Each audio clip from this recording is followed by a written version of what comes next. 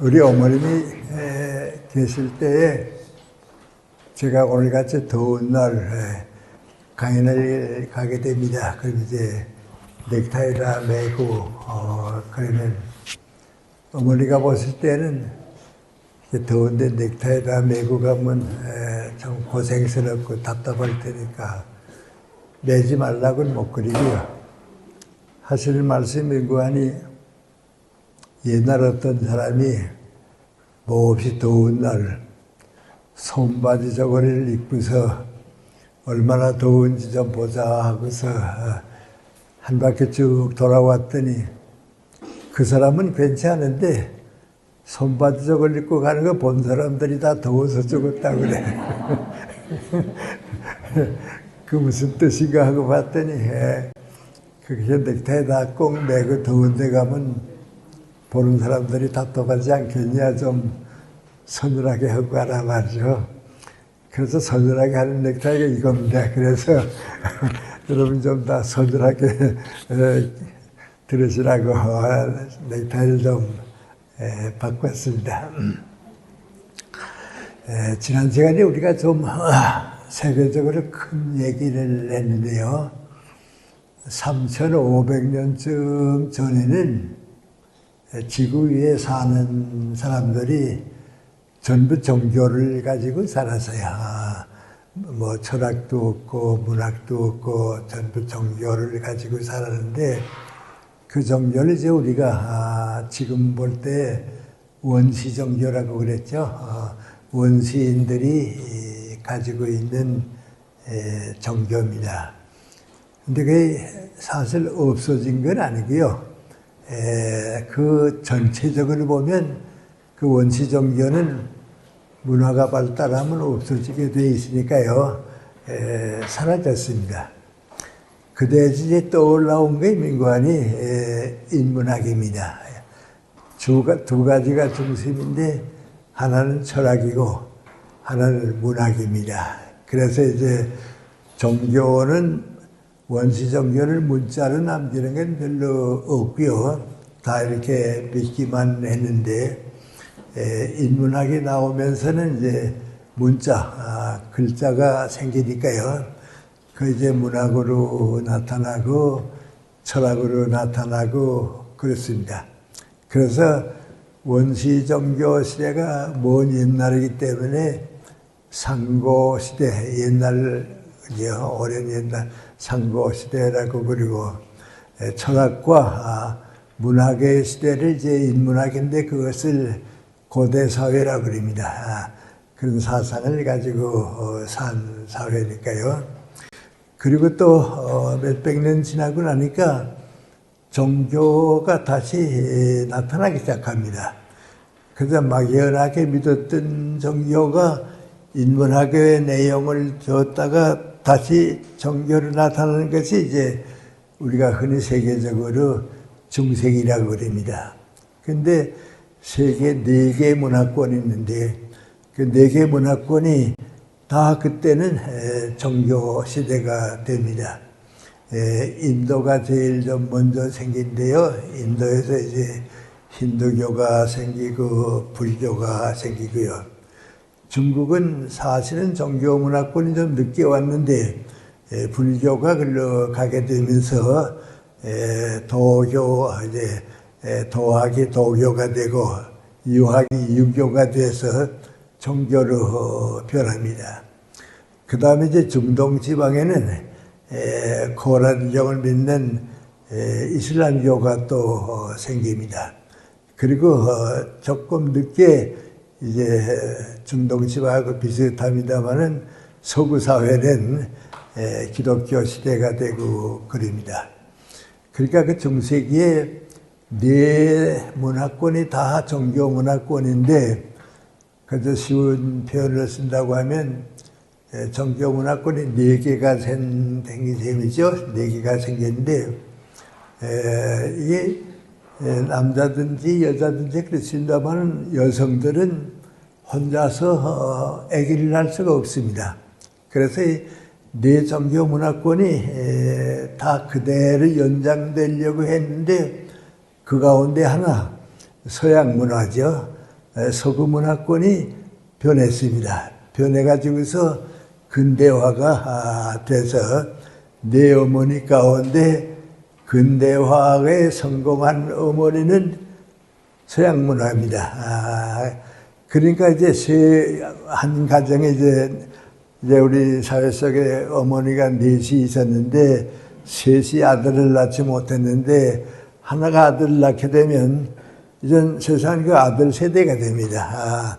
어머니보다도 그 아들이 세대가 되는데 그렇게 시작한 걸 이제 우리가 서양에서 문예부흥이다, 정교개혁이다 그렇게 얘기하는데 정교개혁은 국교죠. 기독교 국교가 어머니였는데 정교개혁을 통해서 새로운 그 근대화가 생기는데 왜 그렇게 생기는가? 인문학이 고대에는 다 있다가 없어졌는데 내 사회 속에서 기독교 사회만이 인문학을 받아들였습니다. 그래서 종교가 인문학을 받아들이면서 종교도 변하고 철학사상도 변해가지고 태어난 것이 근대화입니다.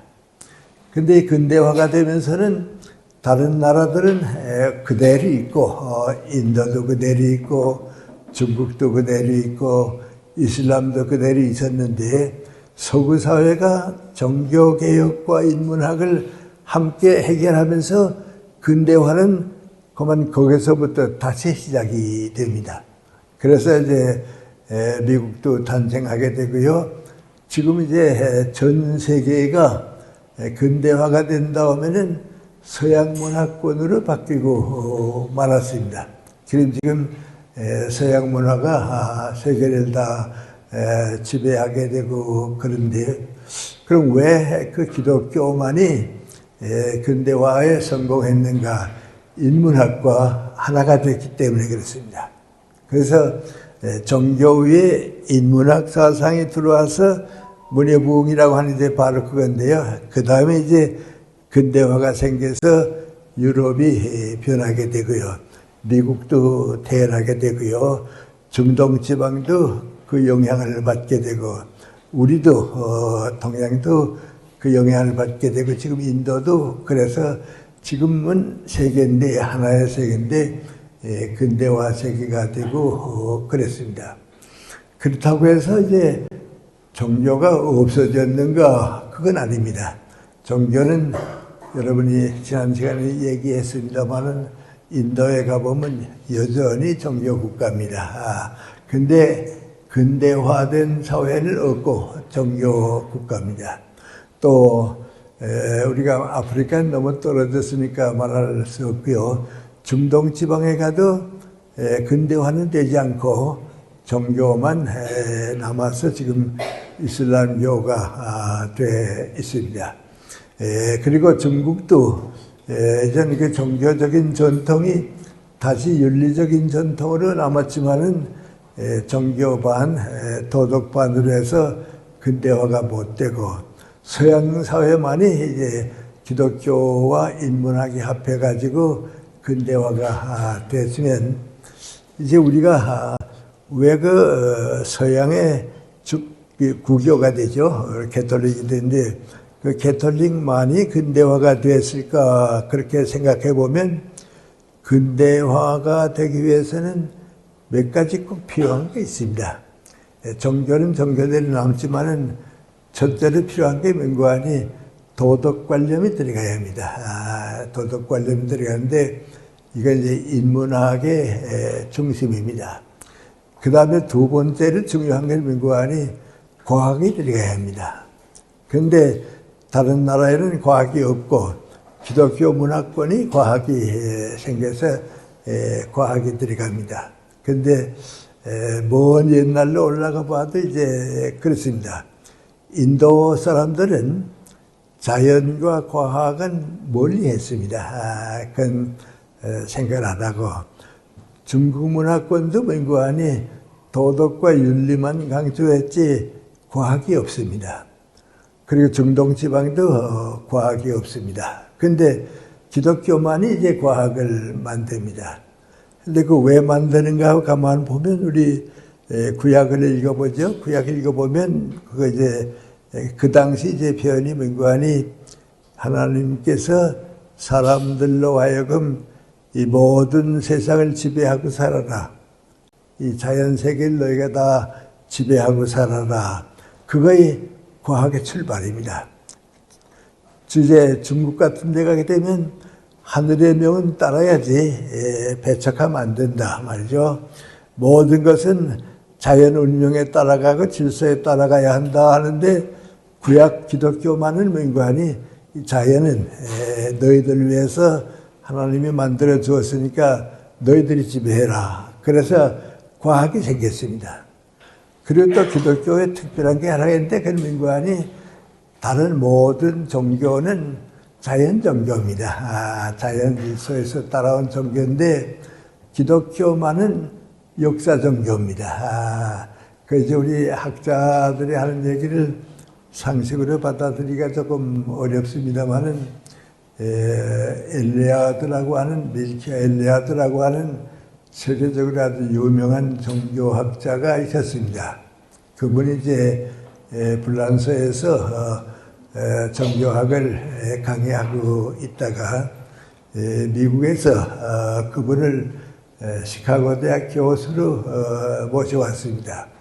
그분이 그 종교학에 너무 훌륭한 분이기 때문에 미국 시카고 대학으로 오니까 유럽에 있는 영국, 독일, 불란서에서 종교학을 공부하는 대학원 학생들이 그 교수 따라서 다 미국으로 왔습니다. 그만큼 이제 유명한 그 종교학자인데, 저도 그때 미국 갔다가 시카고 대학에서 그 일리아드 교수의 강의를 좀 듣고 그랬는데, 그분이 제일 강조하는 것 가운데 하나가 민관이 다른 모든 종교는 자연 종교다. 자연에서 나와서 자연으로 돌아가는데 기독교만은 그 역사 종교다. 그래서 역사 종교가 유일한 기독교다. 그분이 이제 그런 얘기를 많이 했습니다. 그런데 사실 우리가 살아봐도 또 그런 건 있습니다. 제가 연세대학교 철학과에 있을 때입니다. 구본명 교수라고 있었는데요. 그분은 이제 동양 철학을 합니다. 중국 사상을 중심으로 연구하는 이제 교수님인데, 그분을 우리 연세대학교에 제가 모셔왔습니다. 그리고 이제 왔을 때 내가 그분이 이제 동양 철학을 해서 우리하고 좀 다르니까요, 성경책을 드렸습니다. 과거에 읽어보셨겠지만은 좀 읽어보시라고 말이죠. 그랬습니다. 그랬더니 그 구본명 교수님 이제 구약을 쭉 읽어봤습니다. 창세기를 읽어봤습니다. 창세기 읽어보고서 나보고 하는 말이 뭐인고 하니, 김생이 그 성경책을 줬기 때문에 제가 창세기를 읽어봤는데 그거에 좀 다르네요. 그래요. 그게 뭐에 다르습니까? 그랬더니 불교 경전을 읽어봐도 다 아주 거룩하고 철학적이고 훌륭한 원칙이 있다고, 또 논어를 읽어봐도 다 공자님을 모시고 훌륭한 교훈들이 있고 다 그런데 창세기 읽어봤더니 그런 게 없더라고 말이죠. 심지어 뭐 싸우는 얘기, 뭐 민족과 민족 사이에 문제가 생긴 얘기, 전부 세상 얘기지 종교 얘기가 아니더라고 말이죠. 그래요. 그래서 내가 그분 보고 뭐라 했는 거 아니, 잘 보셨다고. 다른 모든 불교의 경전이나 이제 유교의 공자님의 논어나 이건 다 귀족 사회가 가진 거라. 귀족 사회가 가진 철학적인 내용이지만은 기독교는 역사종교라고 말이죠. 그래서 성경이 다 역사책이라고. 여러분들 이제 성경을 이제 다시 한번 보면요, 구약의 창세기에서부터 시작해서 룻기까지가 있는데 그 전부 역사 얘기입니다. 전쟁한 얘기, 뭐 아주 세상에서 보게 되면 좀 잡스러운 얘기들도 많이 있습니다. 싸우는 얘기도 있고 그렇습니다. 불란서의 파스칼이라고 하는 유명한 이제 기독교 사상가가 있는데요. 그분이 이제 기독교를 깊이 깨닫게 되면서 신앙 고백을 했습니다. 그 신앙 고백 가운데 제일 첫째 항목이 뭔가 하니 아브라함의 하나님, 이삭의 하나님, 야곱의 하나님, 철학자의 하나님과 신학자의 하나님은 아니다 그랬습니다. 그게 무슨 얘기인가 하게 되면요, 기독교는 철학자들을 위해 있는 것도 아니고 신학자들 연구하기 위해 있는 게 아니고 역사 속에 나타난 거라고. 그러니까 역사 속에서 하나님의 역할이 어떻다 하는 걸로 나타났다고 말이죠. 그래서 기독교를 깨닫게 되면 역사 종교입니다. 역사는 싸우는 얘기, 죽이는 얘기, 뭐 별 얘기 다 있지 않아요. 그걸 이제 하늘나라를 바꾸자고 하는 것이 기독교입니다. 또 신약도 우리가 읽어보면 그렇습니다. 마태복음에서 사도행전까지가 역사의 기록입니다. 역사책이고요. 그 다음에 이제 바울 사도 얘기 뭐 그래서 지금으로 말하면 신학적인 얘기들이 있고 마지막에 또 묵시록은 또 역사책입니다. 기독교는 역사가 있습니다. 근데 다른 종교는 다 못 가지고 있는데 도덕과 윤리가 있죠. 과학이 있죠. 역사가 있죠. 그러니까 거기서 근대화가 시작된 겁니다. 근데 이게 이제 우리와 같이 이렇게 사상적인 문제를 연구하지 않는 사람은 잘 모릅니다. 그런데 사상적으로 인문학적으로 쭉 연구해 본 사람들은 아주 이상하다 그럽니다. 뭐 이상하냐 그러면 인도가 4,000년이나 되는 긴 역사를 가졌는데 역사 기록이 없다 그럽니다. 역사 의식이 없습니다. 기독교는 역사 종교입니다. 또 서양도 이렇게 쭉 중세기도 이제 중국이죠. 중국도 이렇게 쭉 보게 되면 도덕과 윤리적인 교훈으로 가득 차 있지만은 역사는 부분적으로 나타나 있는데 기독교가 이제 역사 종교로 나타나고요. 과학은 다른 데는 없습니다. 아까 얘기했지만 이제 기독교에 있고 도덕이 그러니까 거기에서 이제 근대화가 시작이 돼서 기독교가 이제 오늘로 변하게 되고 세계가 이제는 이제 정신적으로는 사상적으로는 기독교 문화가 세계를 지배하게 되고 그렇습니다. 그건 제가 지난 시간에 얘기한 걸 한번 다시 이제 복습해 본 거고요. 그럼 이제 우리 인문학을 위해서 불교의 지도자 되시는 스님들이 와서 강의하시니까 이제 저는 그 분야는 잘 모르고요. 기독교가 진정한 의미에서 기독교가 되기 위해서는 어떤 과정이 있는가, 어떤 중요함이 있는가 하는 것은 한번 여러분하고 이제 의논하는 게 좋을 것 같아요. 교회 다니시는 분이거나 안 다니시는 분이거나 기독교는 이렇게 얘기하고 이런 종교가 돼야 한다 하는 건 한번 이제 받아들여야 할게요. 첫째로 받아들이는 게 민관이 역사 종교다 하는 것은 우리가 신앙을 가질 때 내 생활 체험으로 받아들이는 겁니다. 이제 개인의 역사가 있고 가정의 역사가 있고 민족과 국가의 역사가 있고 세계 역사가 있는데 그 모든 것이 내 생활과 내 역사적인 생활과 연결이 되어 있습니다. 그럼 그 연결이 되어 있다고 하는 건 무엇을 말하는가?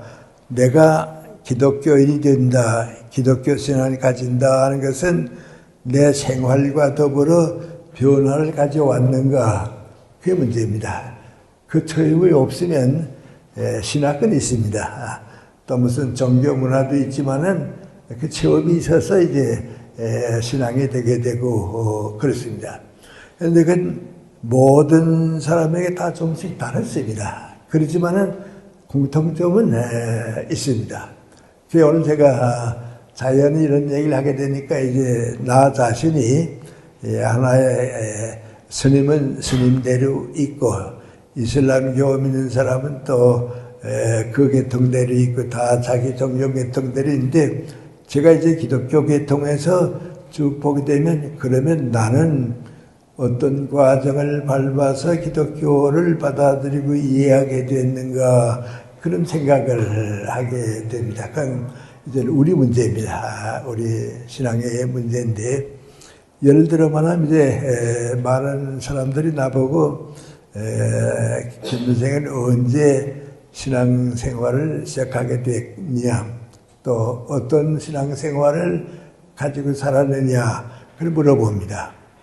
근데 나는 이제 보통 뭐 여기 와서도 그런 얘기 안 하고 강연할 때는 이제 그런 얘기는 안 합니다. 그렇지만 오늘 이제 종교 문제가 나왔으니까 이제 제가 얘기합니다. 제가 얘기하는 게 이제 뭐이고 하니, 내가 나 자신을 발견한 나이, 내 인생을 시작해서 내가 나의 문제를 가지고 고민한 때가 언젠가 하면 14살 나서 초등학교를 졸업했을 때입니다. 근데 왜 내가 나를 발견하게 됐는가? 초등학교를 졸업하면 다들 중학교를 가기를 원하는데 나는 가정도 가난했지만은 건강 상태가 중학교 갈 자격이 못 됐습니다. 너무 건강이 나빴습니다. 그래서 우리 어머님께서도 사랑하는 내 첫째 아들을 키우면서 항상 하실 말씀인 거 아니, 너 20살까지 사는 것만 좀 봤으면 좋겠다. 오래 못 살 건 뭐 다 알지만은 20살까지만 좀 사는 걸 봤으면 좋겠다. 그렇게 키웠습니다. 근데 그 당시 나는 내가 가지고 태어난 병이 어떤 병인가 하는 걸 나는 몰랐습니다. 몰랐는데 몇 달 전에, 뭐 최근입니다. 신문을 보니까요, 신문에 무슨 기사가 나는 거 아니, 한 가정에 10살쯤 되는 남자애가 있었는데, 이 애가 왜 그런지 모르게 한 번씩 쓰러지게 되면 의식을 잃어버립니다. 죽는 상태가 되고요, 쓰러집니다. 그래서 이제 의사가 돌봐주고 기다리고 있으면 깨나고, 몇 번째 그랬는데요, 3번인가 4번째 얘가 그만 이렇게 의식이 쓰러진 다음에는 깨나지를 못했습니다. 그 의사가 다 진단해 보더니 뭐라 그러는 거 아니, 뇌사 상태라고, 심장은 뛰니까 살아있는데 뇌가 죽었다고 말이죠. 그러니까 이제는 못 깨날 거라고 말이죠. 그래서 그만 깨닫지 못하고 죽어서 그 어린애의 이제 장기들, 눈이라든지 이런 장기들을 그런 병에 걸린 애들 위해서 다 기증했다. 그 기사를 봤습니다. 그때 내가 생각한 게 민구하니, 우리 어머님이 그 겪으신 경험이 종합해보니까 내가 그런 병이었구나 말이죠. 두세 번 경험한 걸 잘 아는데 나도 모르게 쓰러졌습니다. 그러면 이제 우리 어머님이 걱정스러우니까 와서 날 이렇게 꼭 껴안고서 깨나기를 기다렸습니다. 그 내가 일단 눈을 쓱 떠보면 우리 어머님이 이제 눈물 많이 흘리고 계시다가 항상 처음 묻는 말이 민관이 많이 아프냐 그래요. 그 어머니 내가 아파할까봐 많이 아프냐 그래요. 그럼 난 또 어머니를 위로해 드려야겠으니까 아프진 않아요. 아프진 않다고. 나도 모르게 의식은 잃어버렸지만 아프진 않다고. 그리고 이제 몇 번 경험했으니까 우리 부모님들은 어떻게 생각했는 거 아니? 언젠가 내가 그렇게 돼서 이제 인생을 끝낼 것이다 하는 생각을 가지고 있었습니다. 근데 내가 14살 나는 해에 정말 좋아하는 날 밤입니다. 우리 어머님이 꿈을 꾸셨는데 내가 이렇게 앉았다가 하늘을 쓱 올라가 버리고 마는 꿈을 꾸셨습니다. 그러고만 너무 허전하고 그래서 할머니한테 어젯밤 꿈에 우리 장선이가 하늘로 올라가는 꿈을 꿨다고.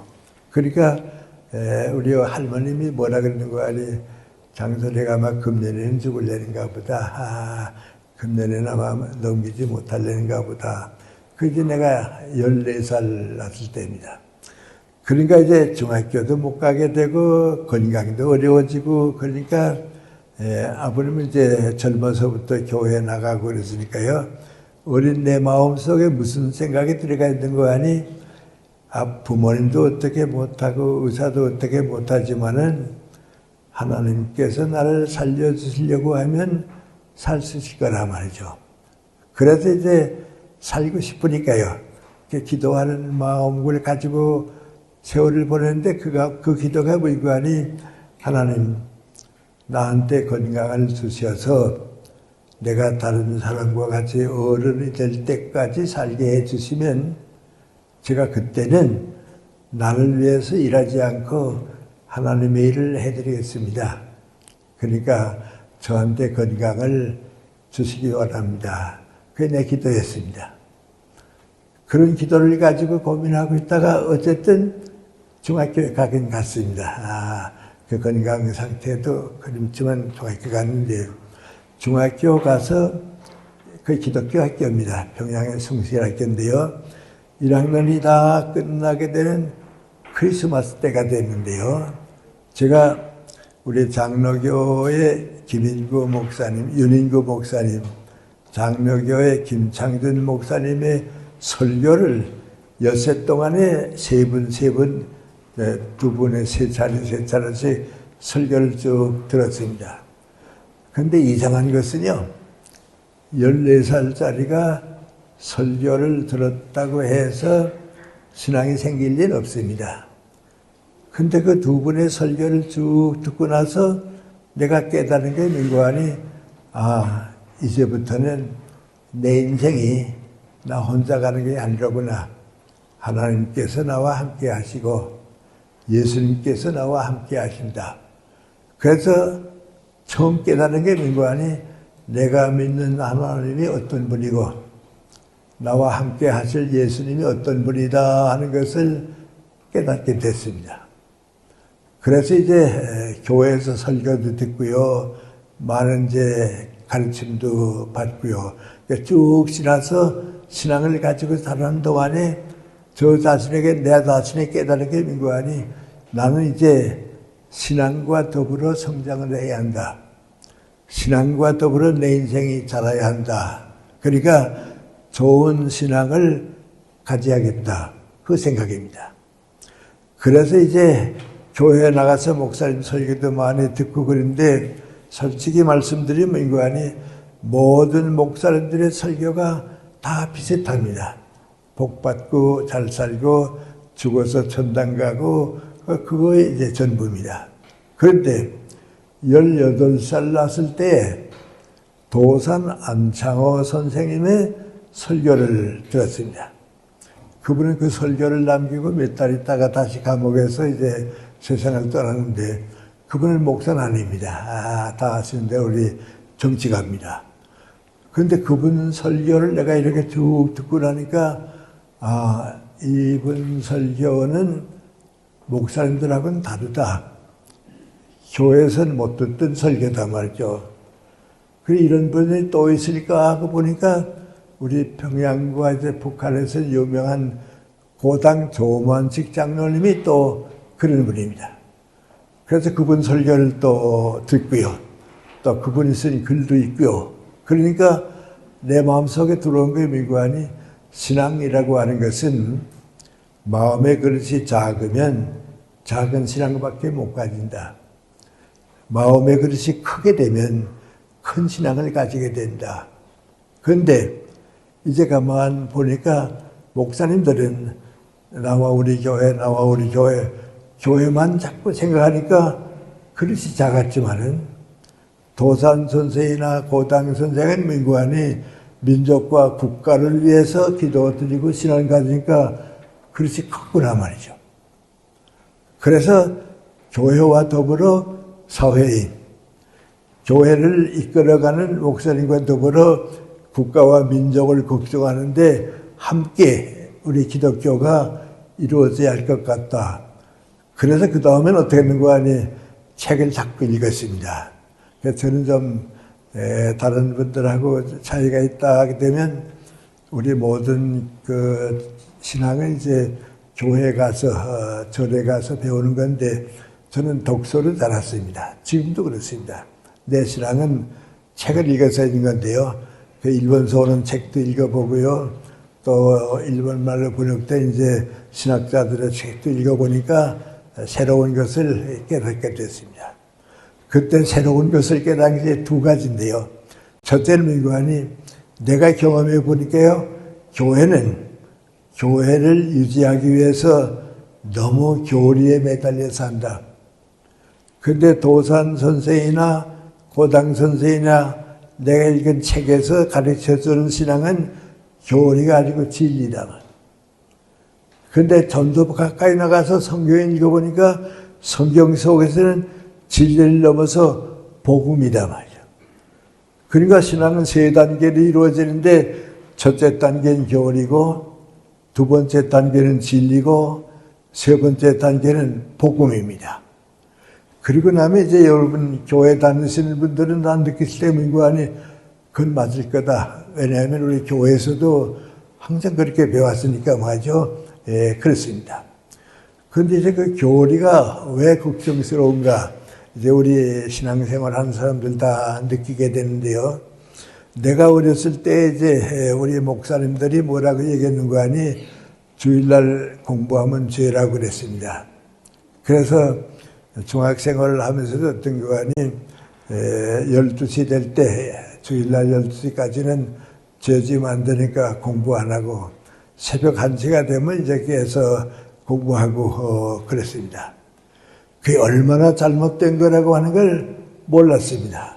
그런데 우리 목사님들은 그렇게 해야 한다고 하니까 죄짓지 않기 위해서 그랬습니다. 내가 6.25 전쟁 때 부산 피난가에 있었는데 그때도 그랬습니다. 그때 무슨 얘기가 나왔는 거 아니? 주일날 교회 갈 때 버스 타고 가는 게 죄입니까 아닙니까 하는 문제가 나왔습니다. 그래서 그 교회 목사님은 뭐라고 가르쳤는 거 아니?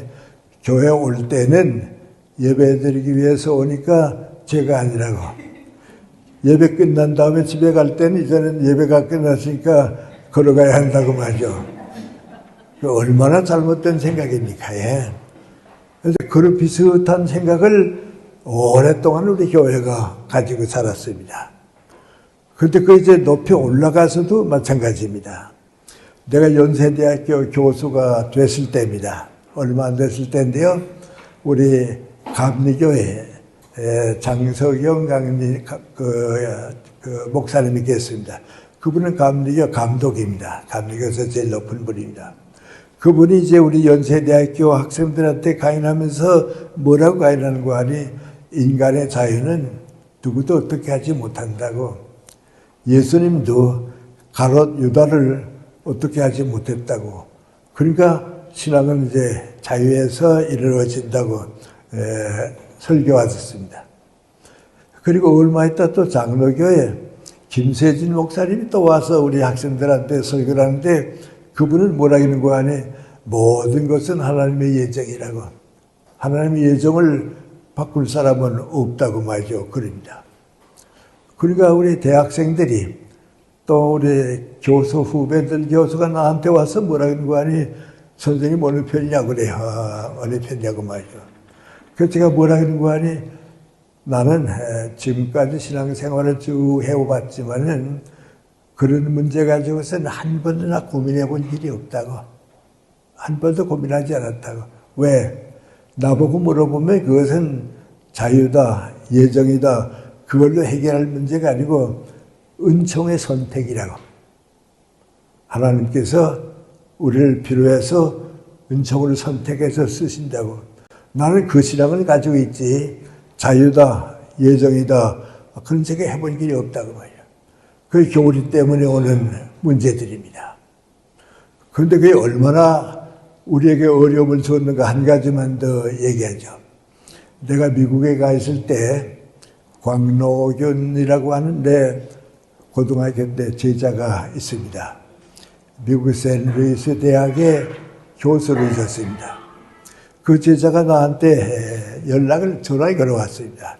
전화를 걸어와서 선생님 시간 계시면요 우리 집에 오셔서 한 3일간 한 사흘 동안 저 머무시면서 같이 계셔 주었으면 좋겠다고 말이죠. 내 사랑하는 제자기 때문에 사흘 동안 가겠다고 갔습니다.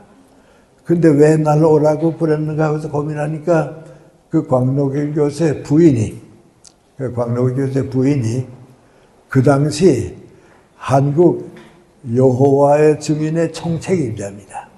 많이 들으셨죠? 여호와의 증인. 그 총책임자의 따님입니다. 근데 총책임자의 따님이 아버지를 따라서 신앙을 가지고 쭉 있다가 자꾸 의심이 생겼습니다. 기독교가 그건 아닐 텐데 의심이 생기니까 마지막에 보면 무신론자가 됐습니다. 아버지는 여호와의 증인의 총책임자가 됐는데 이 딸은 무신론자가 됐습니다. 그러니까 나를 오라고 하는 것은 민구안이 나를 통해서 한번 다시 신앙을 가질 수 있을까, 그래서 오라고 하는 겁니다. 그래서 사흘 동안 여러 가지 하고 와서 온 길이 있습니다. 교리에 빠지게 되면 그렇게 잘못됩니다. 그러니까 예수님께서 우리에게 주신 말씀 민구안이 너희들은 교리가 아니다. 그 당시 교리는 뭡니까? 예수님 당시의 교리는 계명, 율법이 교리였대요. 그러니까 예수님 뭐라 합니까? 그건 버려라 말이에요. 그것 때문에 마음 쓸 필요도 없고 그것 때문에 고통을 겪을 것도 없으니까 그거 버려라 말이죠. 그럼 왜 버리느냐? 내가 너희들한테 가르치는 것은 진리다. 진리를 받아들이면 계명이나 율법, 교리 같은 건 문제가 안 된다 말이죠. 그래서 예수님께서는 민구안이 내가 가르치는 건 진리지 교리가 아니다 그랬습니다. 그러면서 여러분께서는 그럼 진리라고 하는 건 무엇인가 이제 그런 생각을 하겠죠. 진리는 교회 다니는 사람만 있는 건 아니고요. 교회 다니거나 안 다니거나 다른 종교를 믿거나 무신론자거나 모든 사람에게 주는 교훈입니다. 예를 들어 말하면 내가 불교를 믿게 되었다 하는 건 무엇입니까? 석가님의 교훈을 내 인생관과 가치관으로 가지게 되면 불교도가 되는 겁니다. 그건 석가님의 교훈을 내가 진리를 믿기 때문에 불교도가 된 겁니다. 공자님을 따른 유교를 믿게 되었다 하는 건 무엇을 말합니까? 공자님의 가르치심이 내 인생관이 되고 내 가치관이 돼서 살게 되니까 나는 유교도가 되는 겁니다. 그러면 기독교인이 된다고 하는 건 무엇인가? 예수님의 교훈이 내 인생관이 되고 가치관이 돼서 그대로 사는 겁니다. 그러니까 좀 과도한 얘기일지 모르지만 교회 나간다 안 나간다 그건 문제가 아닙니다. 신학자가 됐다 안 됐다 그것도 문제가 아닙니다. 문제는 민구안이 예수님의 말씀이 내 인생관이 되고 내 가치관이 되었으면 그건 크리스찬입니다. 암만 교회 많이 다니고 무슨 교회에서 가르치고 그래도 내 인생관이 되지 않았으면 그건 크리스찬이 아닙니다. 그렇게 받아들인 겁니다. 그런데 여러분은 그럼 인생관이라는 게 이제 우리는 흔히 말하면 인생관 뭐냐 그렇게 물어보면 쉽게 말하면 민구안이 무엇을 위해서 어떻게 살아야 하는가. 여러분이 그런 문제 많이 느끼죠. 무엇을 위해서 어떻게 살아야 하는가. 예수님의 말씀을 따라서 사는 것. 그게 진리입니다. 그러니까 한마디로 말하면 민구안이 인생의 목적이 예수님께서 주신 것과 일치가 되어야 합니다. 무엇을 위해서니까요?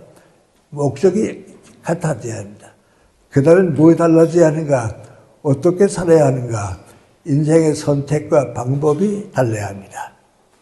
그러니까 그렇게 사는 사람은 오해 안 하길 바랍니다만 교회 밖에 있어도 크리스찬입니다. 그렇게 못 사는 사람은 교회 안에 있었어도 그건 크리스찬 아닙니다. 그러니까 내 인생의 목적이 여기에 있고 인생의 목적을 위해서 사는 것이 거기에 있다. 그렇게 생각할 때 일치되는가 하는 것이 문제입니다. 그럼 그건 생활의 진리죠. 생활의 진리인데 아까 제가 드린 말씀에 하나 잠깐 들어갔다가 다시 다음 예로 가겠습니다.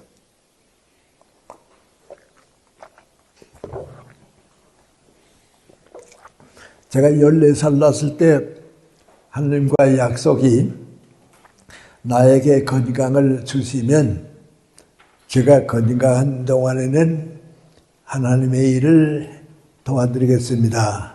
그렇게 약속했습니다. 그런데 좀 이런 일들이 옛날에 있었다고 하는 것은 좀 그때 이제 그랬습니다. 내가 숭실중학교 4학년 때인데요. 그때 우리 숭실학교가 기독교 학교니까요. 4학년쯤 되게 되면 시골 교회에 이제 학예아동 성경학교 선생님들 갑니다. 가서 이제 가르치고 오고 이제 뭐 그럽니다. 그러니까 이제 목사님의 아들이라든지 장로님의 아들이라든지 이런 내 친구들이 이제 중학교 4학년쯤 되면 다 이제 여름방학에 시골 교회에 이제 학예아동 성경학교 선생으로 갑니다. 나도 이제 그때 18살이었는데요. 1년 동안 학교를 수에서 좀 늦게 18살인데 홍치순이라고 하는 우리 반 학생이 있는데 나보고 그래요. 형석이 너 이번 여름방학에 우리 시골 교회 와서 학예아동 성경학교 어린애들 좀 가르친 데 와주면 좋겠다 그래요. 그 내가 좀 자신이 없었거든. 그래서 나 아직도 한 번도 그런 경험을 못 해보고 갈 자신도 좀 없고 그런데 괜찮겠냐 좀 걱정스럽다 그랬더니 그 홍군이 나보고 뭐라는 거 아니 너 혼자 가지고는 안 될 거 나도 알았는데 영철이 있지 않냐. 그 영철이 나보다 이제 한 발 전 나이도 좀 많고요. 어른다고 그런다. 영철이가 이번에 우리 교회에 선생으로 오게 되어 있는데 너 따라오라 말이죠. 둘이 같이 오면 영철이가 다 할 테니까 하는데 하면 될 테니까 오라 그래요. 영철이가 가냐 그랬더니 영철이 오기로 했다고 말이죠. 그럼 나도 가겠다고 말이죠. 나는 자신이 없고요. 영철이는 이제 자신이 있고요. 그러니까요.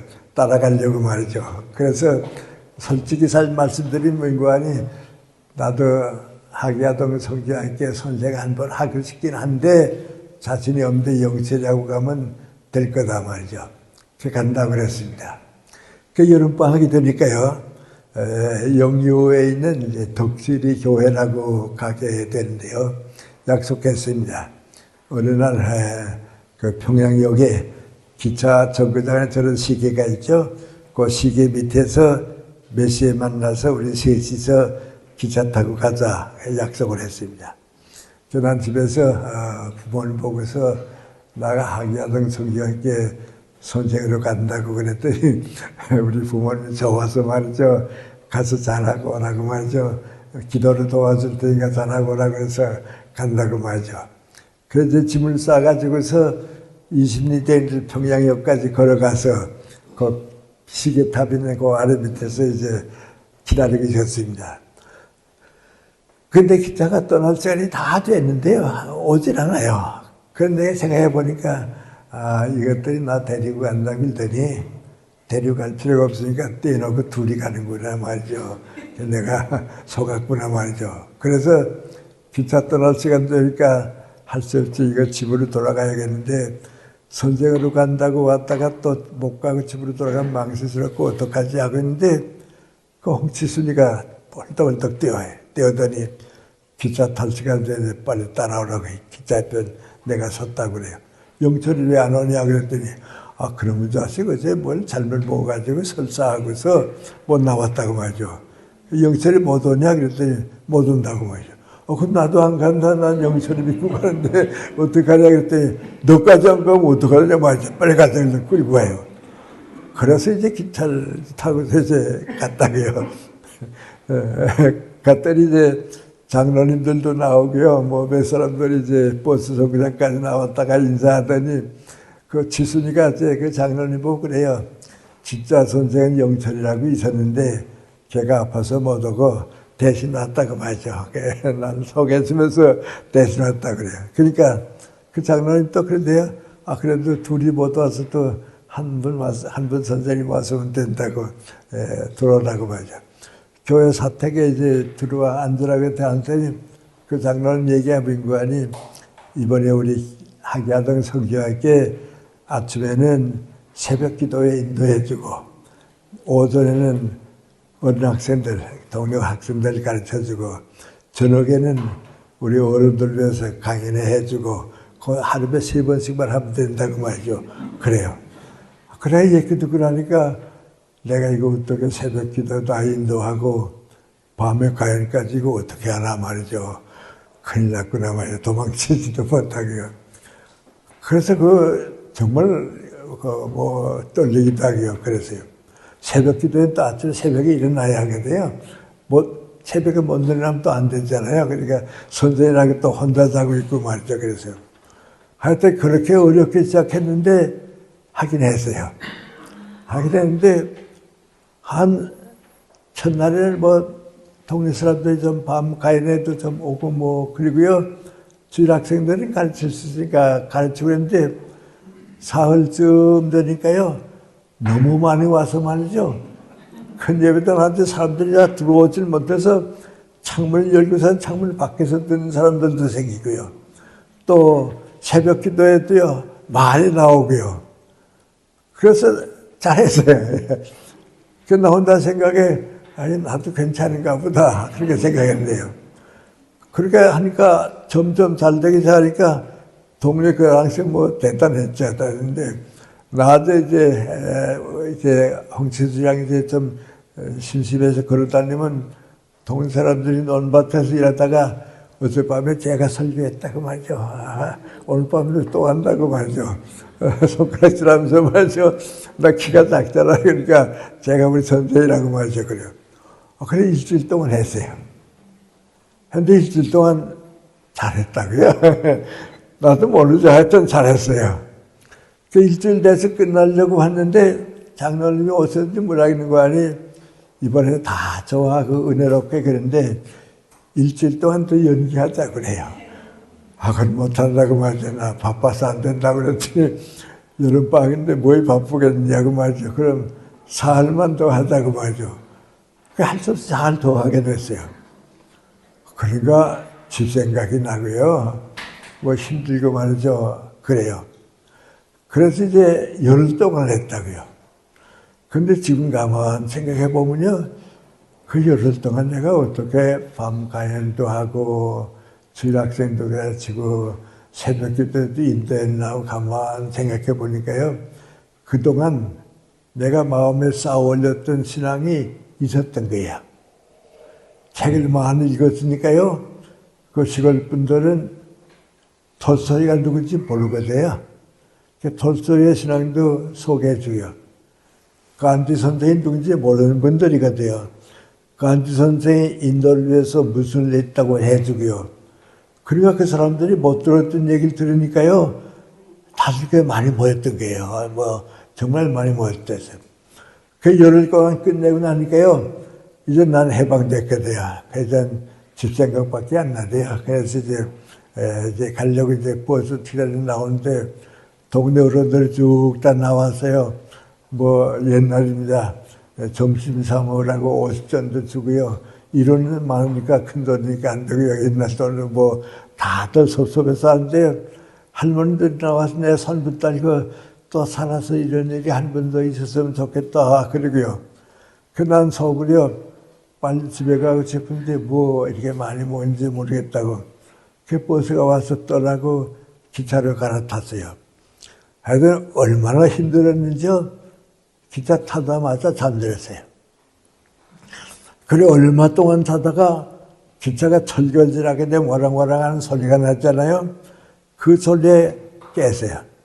깨서 이렇게 쓱 보니까 그때 전쟁 때가 돼서 기차가 빨리 못 가고 이제 시간이 걸리고 그래 늦은 때인데요. 이게 쓱 보니까 창가를 보니까 해가 서산에 가까워질 정도는 저녁에 됐는데 아이고 이제 평양역에 가서 집에까지 가면 밤이 될 텐데 이거 어떡하지 하고 있었어요. 그리고 이제 너무 피곤해서 이렇게 내다보고 있는데 미안합니다. 솔직히 제가 고백하는데요. 나도 모르게 어디선가 조용한 음성이 내 마음속에 떠오르는데요. 너 14살 났을 때에 건강을 허락하면 내 일을 도와주겠다고 약속하지 않았냐. 지금도 이렇게 좋은 모임을 가지고 가는데 다 고맙게 생각하는데 넌 집 생각밖에 나는 게 없느냐고 말이죠. 그 생각이 그만 떠올랐어요. 그 나도 모르게 그만 그 차창가에서 눈물을 내세요. 그리고 하나님, 이제부터는 안 그러겠습니다. 이제부터는 일을 맡겨주시면 제가 정말 열심히 잘하겠습니다. 그게 내가 신앙생활을 해서요, 제일 처음 경험한 신앙운동입니다. 그 18살입니다. 그게 언제까지 계속됐는가? 지금까지 계속됐습니다. 그러니까 내가 나 자신을 생각하게 되면요, 이것이 신앙이라구나 말이죠. 이거 어떻게 할 수가 없구나 말이죠. 그렇습니다. 그런데 다음에 5학년 때가 됐습니다. 그때 모일이라고 하는 미국 선교사가 우리 숭실학교 젊은학교 교장이었습니다. 그 교장 선생님이 시골에 우리 교회까지 왔다가 날 찾더니 이번 여름방학에 숭실 젊은학교 농장에 있는데 그 숭실 젊은학교 농장 교회에 와서 내가 부흥회를 좀 해줘야겠다 그래요. 그 내가 목사님이 계신데, 선교사님이니까 목사님이 계신데 제가 가도 괜찮겠습니까? 그랬더니 내가 여러 가지를 생각했는데 내가 좋을 것 같으니까 와서 도와줘야겠다고 말이죠. 그 다음에는 제가 사양 안 하고요, 도와드리겠다고 그랬습니다. 그렇게 돼서 일착행이 지금까지인데요. 대단히 좀 미안한 얘기입니다만 이제는 아마 우리 개신교잖아, 장로교, 감리교에서 살 우리 신학자도 아니고 목사도 아니고 그런 평신도가 천주교까지 찾아가서 설교하게 강연하게 됐다 하게 되면 야, 참 다른 사람은 없었던 일이로구나 느낄 겁니다. 그리고 뭐 한정직 목사님도 모시고 월드비전 일했고요. 기독교 장로교회 김재준 목사님과도 가까이 지났고요. 감리교 대표는 홍윤설 목사님도 가까이 지났고요. 김수환 추기경은 내 대학교 후배고요. 정지성 추기경은 내 고등학교 때 제자고요. 그러잖아요. 그분들하고 쭉 다 있는데 말이죠. 하나도 신앙에 문제가 없습니다. 왜요? 그분들은 교리를 가르치긴 하지만은 진리를 깨달은 분이니까요. 나하고 다 똑같습니다. 그래서 우리가 신앙생활 할 때요, 예수님의 말씀을 진리로 받아들이게 되면 장로교다, 감리교다, 천주교다 따질 필요가 없습니다. 왜냐하면 예수님의 말씀이 인생의 목적이 되고 예수님의 말씀을 따라서 사니까 진리가 된 겁니다. 그런데 그것으로 나는 끝나는 줄 알았습니다. 그러면 됐다고 생각했는데 또 신앙생활을 얼마 하다 보니까 그 진리가 복음이 돼야 합니다. 그런데 그 진리가 복음이라고 하는 것을 체험하는 사람은 많지 않습니다. 신학자가 됐다고 해서도 안 되는 때가 있고요. 오랫동안 뭐 교회에 있었다고 해도 안 되는 때가 있습니다. 그런데 정말 예수님의 말씀대로 산 사람, 신앙을 체험해 본 사람은 뭐 느끼는 거 아니? 예수님께서 나한테 주신 진리가 복음이라고 하는 걸 깨닫게 되는 겁니다. 저도 이제 그런 걸 느낍니다. 한 가지 한두 가지 예를 들어 말씀드려서 좋을지 모르겠습니다. 내 제자 가운데 광노견 교수님이 아까 얘기를 했는데요. 또 한 좋은 제자가 있는데 노광해 교수라고 고등학교 때 제자입니다. 아주 좋은 제자입니다. 그 제자가 있는데요. 이 제자가 항상 고민이 있습니다. 그 누구 아닌 내가 한국 대학의 교수가 됐으면 제자들도 생기고 졸업한 다음에 사제간에 정도 있고 보람이 적겠는데 미국 교수가 돼서 학생들이 가르치니까 그저 학점 따고 가버리면 그뿐입니다. 학점 끝나면 전 다시 보지도 않습니다. 그러니까 제자도 없어지고 내가 늙었을 때 찾아오는 은사님이라고 보는 사람도 없고 고민이 생겼습니다. 그래서 이제 무슨 생각을 했는가 하니 더 늦기 전에 한국에 나가서 한국 대학의 교수가 됐으면 더 좋겠다. 그런 생각이 떠올랐습니다. 그런데 그런 교수들이 많이 있습니다. 우리 한국 교수들이 미국 대학의 교수가 된 사람들은 그런 생각 많이 해봅니다. 그래서 노광희 교수가 안식년이 되니까요. 1년 동안 휴가가 생기니까 한국에 왔습니다. 그 대구 남쪽의 경산에 그 대학이 있죠. 그 대학에 와서 이제 1년 동안 그 와서 교수가 돼가지고 지났습니다. 지나고서 내가 더 늦기 전에 한국 대학의 교수로 와야 될 것 같기도 하고 어떡하나 고민하다가 안식년이 끝나니까 이제 미국으로 돌아갔습니다. 그런 고민을 하고 있다가 휴스턴에 갔다가요. 그 휴스턴에 가게 되면 큰 도시니까 한국인들을 위한 한국 책방이 있습니다. 그 책방에 이제 새로운 책 같은 게 있나 보다 하고선 들어가 봤습니다. 들어가 보니까 거기에 내가 쓴 책 가운데 우리는 무엇을 믿는가 하는 책을 봤습니다. 그때 노광희 교수가 그걸 보고서 우리 고등학교 때 선생님이신데 그 책이 여기 왔구나 말이죠. 내용이 어떻다 하는 건 물어볼 거 없어. 우리 키워주신 선생님인데 그 책을 내가 시간 있으면 읽어야겠다. 그 책을 사가지고서 왔습니다. 와서 이제 시간이 나면 읽기 시작했는데 아주 그 재미가 자기 말 재미있게 그저 쭉 읽었습니다. 시간 나는 대로 읽고 또 읽었습니다. 그리고 마음의 변화가 왔습니다. 그 나한테 한 번도 편지 써본 일이 없었는데요. 연세대학교로 그 노광희 교수가 편지 써왔습니다. 뭐라고 썼는고 하니 제가 이런 문제를 가지고서 한국 교수로 돌아가는가 미국 교수로 남는가 하고 많이 고민했습니다. 근데 선생님 책을 다 읽고 나니까 고민이 없어졌습니다.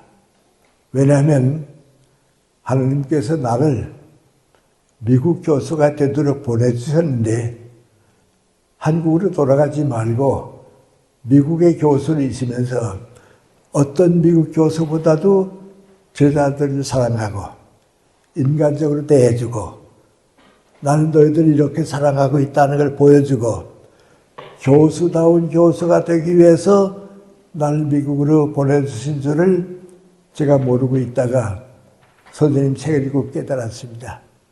그 이전엔 어느 미국 교수보다도 미국 학생들을 위해서 사랑해주고 기도해주고 정말 내가 예수님의 제자라고 하는 것을 보여주기로 결심하고 나니까 희망이 생기고 용기가 생겼습니다. 그래서 선생님께 감사하다고 하는 편지를 드립니다.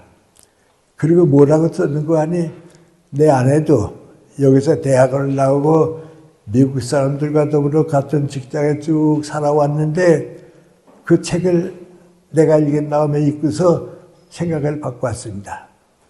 다 그저 월급 타고 가면 그뿐이고 직장 끝나면 그 인생이 끝나는데 그게 아니고 미국 사람들 사회 속에 따뜻한 정을 가지고 사랑해주고 위로해주고 사랑이 무엇이라고 하는 걸 보여줘야겠다 해서 내 아내도 새로운 희망을 가졌습니다.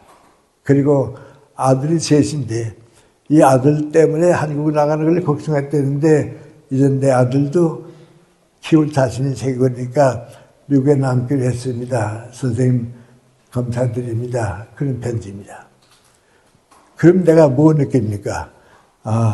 나는 나도 모르게 그 책을 썼는데 그 책의 내용이 내 제자들을 바꿔줬습니다. 그러면 그 안에 나는 책을 쓴 것뿐인데 내 제자에게 가서는 어떻게 되는가? 복음이 된 겁니다. 복음이 된 겁니다. 그런데 그런 체험을 너무 많이 합니다. 너무 많이 합니다. 요 전전번 요게 잠깐 제가 다녀갔을 겁니다. 그때 이 안에 카페 비슷한 게 있죠. 거기에 있을 때 어떤 그 부인이 나한테 여러 사람인데서 뭐 시간이 없으니까 인사했습니다. 뭐라고 인사했는 거 아니? 선생님, 저는요, 얼마 전에 남편을 먼저 보내고 우울증에 걸려서 정말 고민했습니다. 잠도 못 자고 고민하고 그랬는데 우연히 선생님 책을 읽었는데요. 그 책을 쭉 읽고 나면서 새로운 희망을 가졌습니다. 이제 우울증도 다 나았고 이제 거기 아드님, 딸은 다 데리고 왔습니다. 우리 새로운 출발을 하기로 마음에 약속했습니다. 그리고 그래서 사람들이 많으니까 해졌는데요. 뭐 연락이 왔는 거 안에 선생님한테 뭐 작은 선물이라도 보내드리면 마음이 편할 것 같아서 좀 작은 선물을 준비하고 싶은데 어떻게 했으면 좋을지 모르겠다고 그 선물을 받았습니다. 그러니까 나는 뭐 느낍니까? 나는 그런 뭐 한 게 없는데 그것이 그분에게 건강을 허락하고요. 새 출발했습니다. 그런데 그런 제자들도 많이 보고요. 또 그런 사람들 많이 느끼고 하니까요. 나는 그것도 일한 것뿐인데, 그것이 그분들에게는 복음이 된 겁니다. 그래서 우리 기독교를 믿는다고 하는 것은 교리에 붙잡혀서 너무 고민하지 말고요. 진실이 무엇인가, 진리가 무엇인가, 그걸 받아들이고요. 그걸 내가 받고대로 살게 되면 내 생활이 바로 다른 사람에게 복음이 됩니다. 나를 위해서 오는 게 아니고 그분을 위해서 복음이 됩니다. 그게 이제 쌓여가지고서 역사가 이루어지고 사회가 이루어지고 또 하나님의 나라가 이루어진 겁니다. 그 다음 또 한 가지 말씀을 드리겠습니다. 제가 이제 교회 다닐 때는요, 항상 우리 교회를 위해서 그렇게 살아왔습니다. 지금도 이제 불교를 믿는 사람이나 다 이제 그렇게 사는데요. 거기에 이제 한 가지 문제가 있었습니다. 그러면 그 안에 이제 내 경우를 가만 보면요.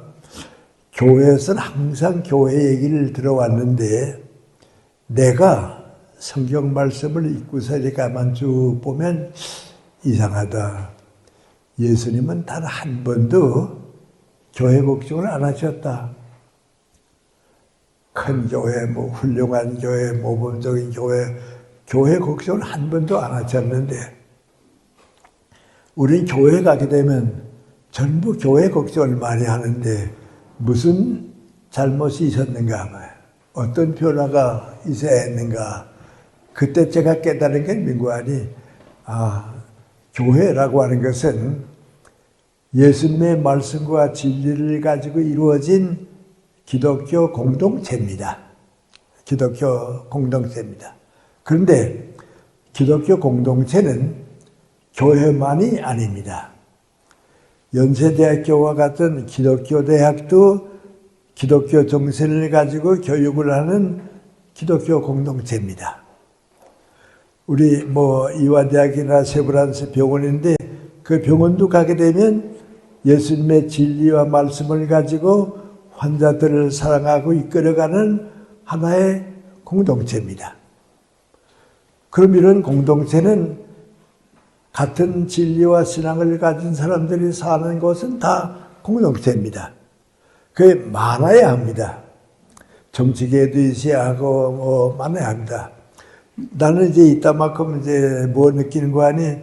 우리 연세대학교는 기독교 학교이기 때문에 기독교 기관이 있습니다. 그 학생들 모임이 있습니다. 그런데 서울대 학생들이 기독교 학생회가 있는데 와서 강연 좀 해달라 그래서 갔다 옵니다. 또 고려대 학생들이 또 그런 기관에서 왔다 옵니다. 그러면 이상하게도 연세대학교 학생들은 항상 하는 거니까 관심이 좀 적은데 서울대학이나 고려대 학생들은 대학이 도와주는 데가 아니니까요. 그 기독 학생들이 더 열성적입니다. 아주 진지하게 받아들이고 그렇습니다. 그런데 그 학생들은 그것도 하나의 공동체입니다. 그럼 이렇게 많은 기독교 공동체가 있는데 교회는 그 모체입니다. 어머니입니다. 그럼 예수님은 교회에 대해서 무엇을 원하는가? 너희 교회는 많은 신도들을 받아들여서 그들로 하여금 무엇을 위해서 어떻게 살 것인가? 국가를 위해서는 무엇을 위해서 어떻게 살 것인가? 예술가는 어떻게 무엇을 위해서 봉사할 수 있을까? 모든 사람들이 교회에 와서 진리를 깨달아서 나에게 주어진 책임과 뜻을 가지고 내가 무엇을 할 수 있을까? 그걸 받아가지고 밖에 나가서 일하는 거다. 교회 안에서 일하는 게 아니고 그 진리를 깨달은 사람이 밖에 나가서 정치를 정치답게 하고 기업을 기업답게 하고 교육을 교육답게 해서 열매는 밖에서 거두어라. 교회 안에서 거두는 게 아니고 밖에서 거두어라. 그래서 예수님은 교회에 대한 말씀을 안 하시고요. 무슨 얘기만 했는가? 하나님의 나라 얘기만 걱정했습니다. 너희들이 역사를 바꾸고 좋은 정치를 해서 하나님의 나라를 만들어라. 좋은 교육을 해서 하나님 나라를 이끌어라 말이죠. 바로 그런 제자들 키우는 교수가 되고요. 국민을 사랑하는 대통령이 되고요. 가난한 사람을 걱정하는 기업인이 되고요. 그것 때문에 만든 겁니다. 그런데 목사님들이 그 책임을 가지고 있기 때문에 교회를 통해서 많은 신도들을 일꾼으로 만들어서 보내게 된 겁니다. 제가 이제 한 20년 된 것 같습니다. 한 15년 됐는지 모르겠습니다. 미국의 어느 목사님의 기록을 보게 됐습니다. 이 목사님은 미국 볼티모어에 사는 목사님이신데요. 먼 여행을 떠났습니다. 긴 여행을 끝내고서 이제 고향으로 돌아오는데 비행기가 워싱턴 DC 상공을 지나가게 됐습니다. 그랬더니 비행기 안에서 방송이 나왔습니다. 지금 우리 비행기가 워싱턴 DC 상공을 지나가는데 내려다볼 사람들은 차창으로 내려다보라고 말이죠.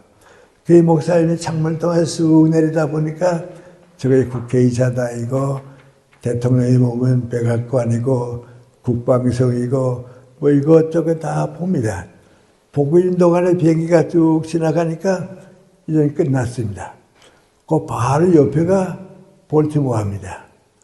그래서 볼티모어에 들어와서는 뭐 보이는가 하고 보니까 별로 보이는 게 없습니다.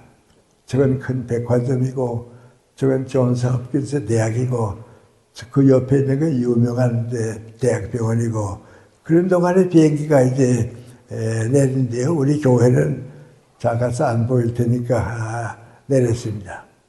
내려서 이제 목사님이니까 사택에 돌아가기 전에 교회에 들러서 기도를 드립니다. 기도 드리면서 목사님이 뭐라고 기도 드리는 거 아니? 하느님, 지금까지 나는 훌륭한 교회, 모범적인 교회, 큰 교회를 만드는 것이 하나님 기뻐하시는 줄 알았습니다. 그게 성공이라고 생각했습니다. 그런데 지금 제가 생각해 보니까 그 뜻보다 더 중요한 것은 나에게 보내주신, 우리 교회에 보내주신 교인들을 하나님 나라의 일꾼으로 만들어서 진리를 깨닫게 해서 그 사람들이 나가서 국회의원이 되고 그 사람들이 나가서 교육자 되고 그 사람들이 나가서 사회를 바꿔서 하나님의 나라를 만드는 일꾼으로 만들어 주려고 하는 것이 하나님의 뜻인 것을 깨달았습니다. 많은 일꾼을 제가 우리 사회에 내보내서 아메리카를 통해서 세계에 봉사하겠습니다. 그런 기도를 드립니다. 그런데 언젠가는 우리나라의 목사님들도 다 그 생각으로 돌아가게 되고 또 돌아갈 수밖에 없습니다. 나 같은 사람은 무슨 신학자도 아니고 목사도 아니지만 교육계 쭉 살아보게 되면 그것이 주어진 일입니다. 너는 교회에서 받은 진리를 가지고 기독교인답게 크리스찬 교수답게 모든 제자들을 키워라 말이죠. 그겁니다. 그리고 지금 제가 쭉 생각해 보기 때문에 좀 미안한 말씀입니다만은 난 참 복받은 사람이다. 왜? 오랫동안 교육계에서 중고등학교, 대학 교육에서 많은 제자를 키웠고 또 대학을 끝난 다음에는 사회교육에서 많은 사람들을 만나고 그랬는데 다 그분들에게 주님의 말씀을 나누어 줄 수 있었으니까 정말 하나님 나라를 위해서 나를 이렇게 귀하게 써주시리라고는 생각 못했습니다 말이죠. 그런 생각을 하게 됩니다. 이것이 우리 교회의 책임이요 또 우리 교회에 나가는 크리스찬들의 뜻입니다. 그리고 그런 사람들이 이제 많아지는 것이 하나님 나라가 이루어지게 되고 그렇습니다. 우리 요새 정치에 대한 걱정도 많이 하죠. 그런데 저는 그런 생각을 합니다. 제2차 세계대전이 끝난 다음에 어느 나라가 세계를 바꾸었는가 생각하면 제일 잘못된 정치를 한 독일입니다. 1차 대전도 독일이 일으켰고요. 2차 대전도 독일이 일으켰습니다. 그 2차 대전이 끝난 다음에 독일의 기독교 민주당이 생겼는데요. 이 기독교 민주당의 명관이 우리 독일이 세계에 너무 잘못했기 때문에 용서를 구하고 새 출발을 해야겠다고. 그래서 생긴 민관이 기독교 민주당의 처음 정부입니다. 그 정부가 생겨서 제일 먼저 한 게 민관이 우리의 잘못을 하나님께 고백하듯이 불란서와 영국과 다른 모든 나라에게 고백하고 새 출발해야겠다고 봐요. 그래서 새 출발한 겁니다. 우리나라에도 그 도움이 와서 말이죠. 위동의 아카데미 하우스도 거기서 나왔고요. 우리 연세대학교 공과대학 지을 때 건물도 거기서 도와줬고요. 속죄했다고 하는 거죠. 세계 역사를 바꾸었습니다. 그런데 내가 이런 얘기하는 게 민구하니 오랫동안 다른 정당이 정권을 가지고 있다가 지금 우리 미국의 그 여성 대통령이 되면서 말이죠. 다시 기독교 민주당이 이끌어가게 됐습니다. 거기서 이제 나온 게 큰 변화가 되고 그랬는데요. 지금은 다들 뭐라고 얘기하는 거 아니? 독일의 여자 수상과 같은 분이 50년 전에 10사람만 있었으면 원나탄 안 만났을 겁니다. 전쟁 안 났을 것입니다. 그만큼 기독교 지도자들이 사회 각계에 많이 나가야 하는데 그 책임을 앞으로 우리 교회가 감당하게 되면 교회는 책임을 다하고요. 하나님의 나라는 이루어질 것입니다. 그런데 한 가지만 더 추가해서 말씀을 드리는데요. 우리가 이제 신앙생활을 하게 되면요. 너무 눈에 보이는 큰 예배당 또 무슨 많이 모이는 행사 이런 데만 생각하는데요. 그건 아닙니다. 좀 성경 말씀을 어떻게 이해할지 모르겠습니다만 우리 요한복음을 읽어보면요. 예수님이 수가성의 여행에 우물가에 가시죠. 저도 여행을 하다 이제 거기 갔었습니다. 거기 가서 이제 있는데 한 여인이 이제 와서 우물에 물을 깃죠. 그때 예수님께서 신앙적인 대화를 하는데 예수님이 그 여인에게 뭐라 그러는 거 아니? 예루살렘도 아니고 이 그리신 산도 아니고 하나님께 진심으로 예배할 때가 왔다 그럽니다. 그 때가 왔다고 하는 얘기를 듣고서 그 여인이 그건 뭐라 하는 거 아니? 저도 구약을 많이 읽어서 합니다마는 메시아가 오실 때는 이 모든 문제가 해결될 것이라고 믿습니다. 그럽니다. 그랬더니 예수님께서 마지막으로 뭐라고 했는고 하니 너와 더불어 얘기하는 내가 메시아라고 그럽니다. 그래 그만 여자가 깜짝 놀라서 동네에 들어가서 하나님께서 보내신 분이 우물가에서 기다리고 있는데 와서 만나보라고 그럽니다. 거기에 이제 신앙의 세 단계가 있습니다. 그런 거 아니 공간신앙, 형식적인 신앙, 양쪽으로 많이 모이는가 하면 그건 신앙의 출발이지 신앙의 목적은 아닙니다. 그렇습니다. 근데 이 공간신앙이라고 하는 말이 좀 우리가 이상합니다만 내가 두 가지만 좀 얘기하면 좋을지 모르겠습니다. 우리나라 장로교의 제일 대표적인 교회는 지금까지 영락교회였죠. 그 영락교회가 더 커질 수는 없고요. 교회를 많아지고 그러니까 강남으로 이사 가려고 그랬습니다. 다 땅 준비하고요. 그 교회 선명관이 동양에서 제일 큰 교회를 짓겠다고 말이죠. 다 준비했습니다. 그런데 교회에 나오는 젊은 사람들, 교회 밖에 있는 사람들이 지금은 그거 할 때냐고 말이죠. 동양에서 제일 큰 예배당 짓는 것이 영락교의 목적이냐군요. 반대하기 시작했습니다. 그래서 영락교회 장로님들이 그냥 추진할까 말까 하다가 어디 사회 여론이 어떤가 좀 알아보자 말이죠. 그러니까 대표적인 장로님이 최창근 장로님입니다.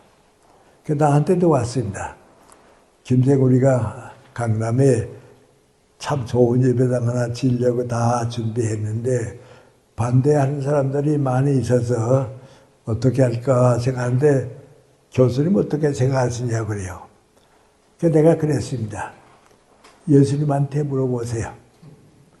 예수님 우리 강남에 제일 큰 예배당 지으려고 그러는데 훌륭한 교회 지으려고 그러는데 어떻게 생각하십니까? 그러면 예수님 뭐라고 그러실 겁니다. 너희들 이렇게 예배당에 대한 관심을 가지지 말고 병들고 고통받는 사람들 옆에 가 있으라고.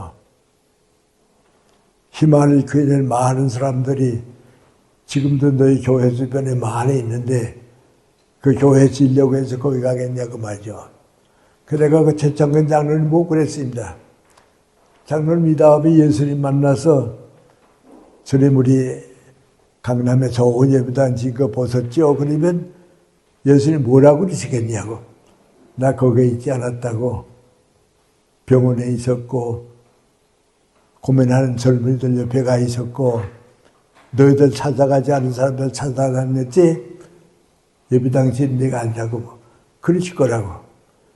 그 최 장로님이 좀 고민이 생겼습니다. 그 나보고 그래요. 지명관 교수 장로입니다. 지명관 교수를 찾아가서 나하고 꼭 같은 얘기를 했다는 거예요.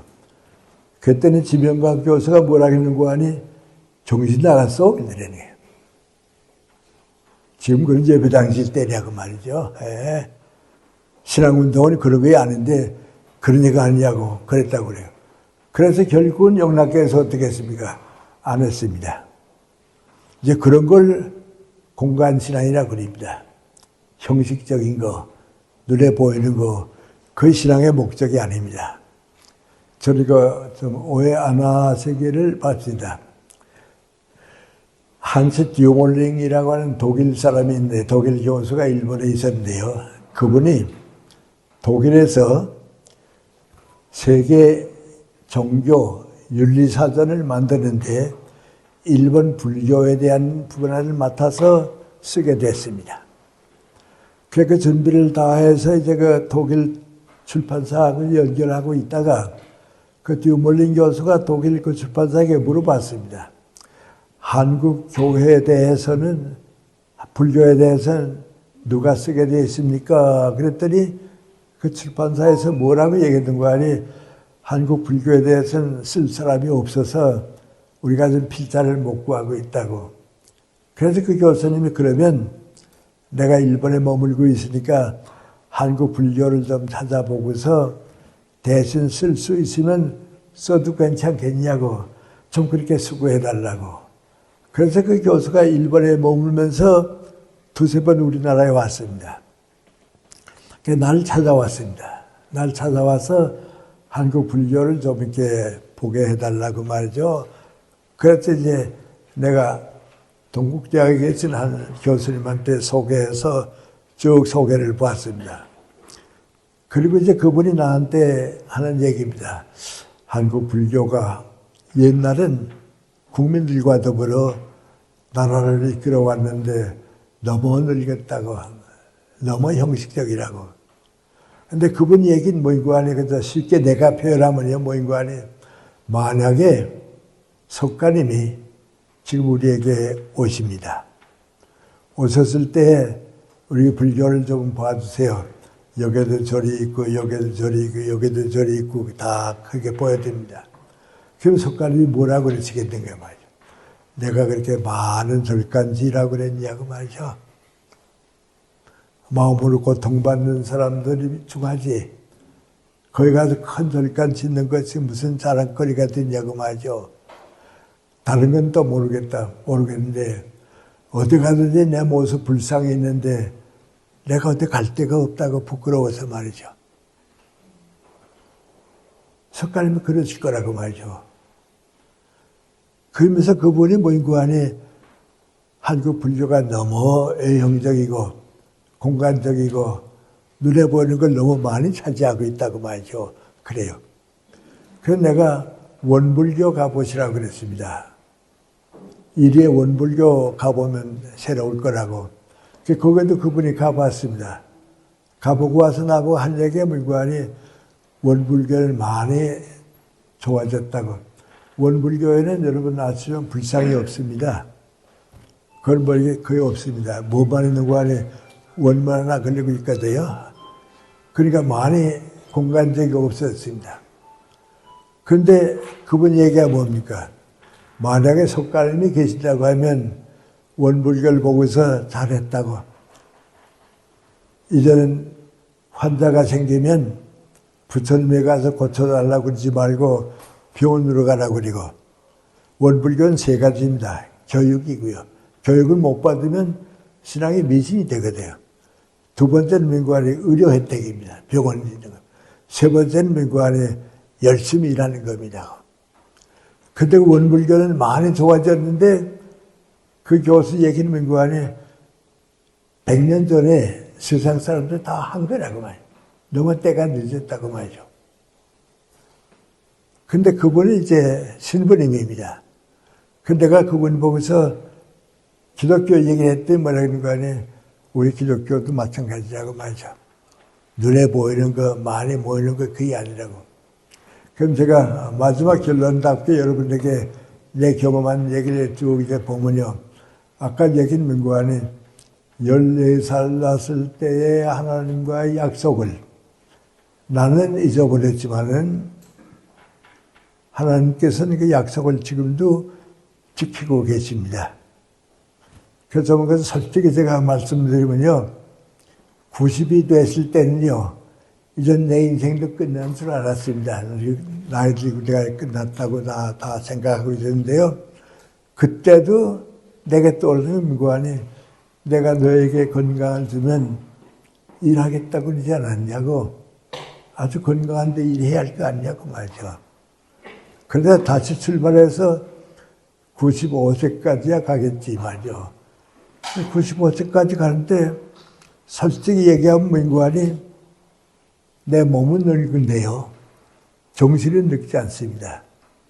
왜 안 늙는가? 신앙이 나를 키워줍니다. 나는 누가 솔직히 말하면 뭐인고하니 내가 늙을 수 없는 것은 내게 신앙이 있는 동안에 내가 늙을 수는 없습니다. 그래서 제가 좀 대단히 부끄러운 얘기를 이따만큼 합니다. 그 가운데 하나를 민구하니 97세가 됐을 때 조선일보에서 우리나라에서 제일 좋은 책과 문장을 쓰는 사람 10사람을 뽑아서 발표를 했는데 나도 거기에 들어가 있습니다. 다른 사람은 다 60대, 70대인데 97세 내가 거기에 끼어 있습니다. 나도 뜻밖이라고 생각했습니다. 그 세상적인 말을 빌리게 된 민관이 아직도 내 정신은 늙지 않았다. 몸이 늙은 거지 정신이 늙지 않았다 그랬는데요. 내가 신앙적으로 얘기하게 된 민관이 내가 신앙을 가지고 있는 동안은 늙을 수가 없습니다. 왜냐하면 해야 할 일이 있으니까 그 일 때문에 늙을 수가 없습니다. 그래 100세가 넘은 것이 나이 많았습니다마는 지금도 내가 너무 많은 일이 자꾸 몰려드니까요. 쉴 새가 없습니다. 누구보다도 바쁩니다. 분주합니다. 왜냐하면 14살 날 때 약속이고요. 그걸 저는 고맙게 생각하고 있습니다. 마지막 제가 드리고 싶은 말씀은요. 모든 신앙을 가지는 사람들은 내가 14살 났을 때 체험했던 체험을 합니다. 그런 맹관이 이제부터는 나는 버리겠습니다. 나는 내놓겠습니다.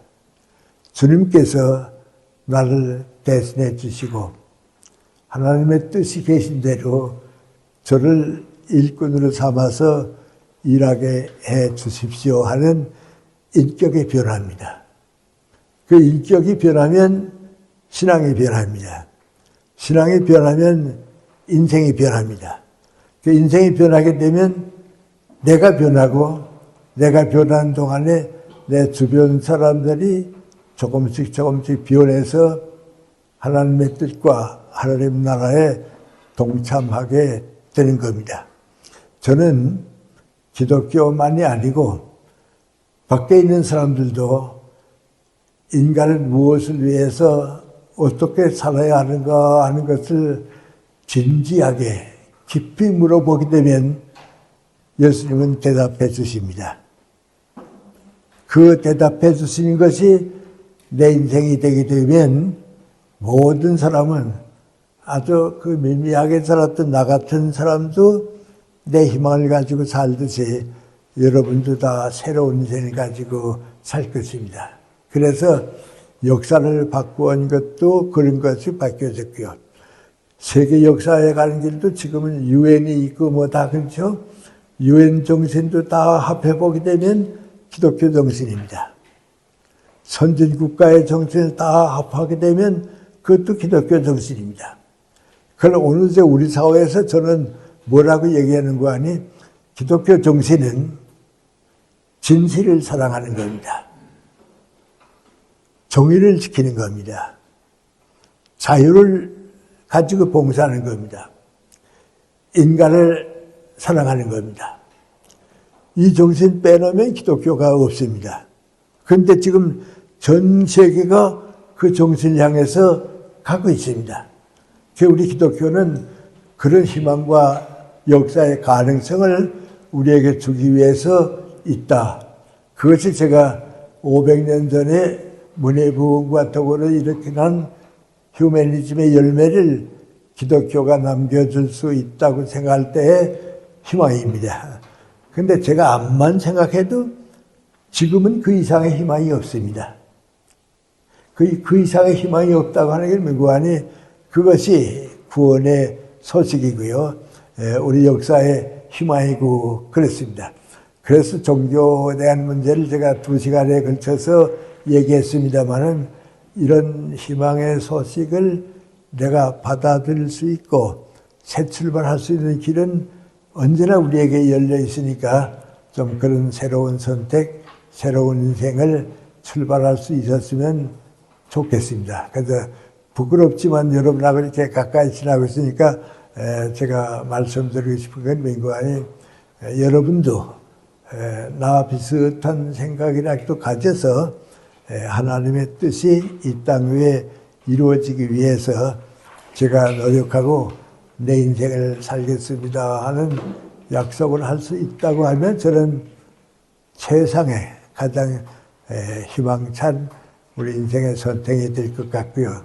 또 그런 모임을 가지기 위해서 이런 시간도 가지고 교회도 나가고 진리를 찾고 하는 것이 우리에게 주어진 길이고 그 절대 내가 나는 다른 사람만큼 교육을 못 받았는데 그런 생각할 필요는 없습니다.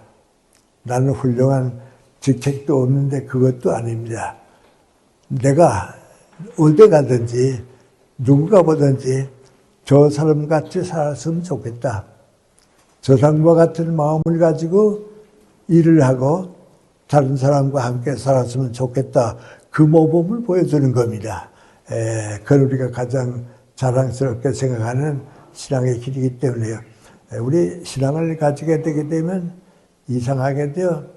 내가 뭐 잘했다, 내가 뭐 훌륭하다 하는 생각은 항상 없습니다.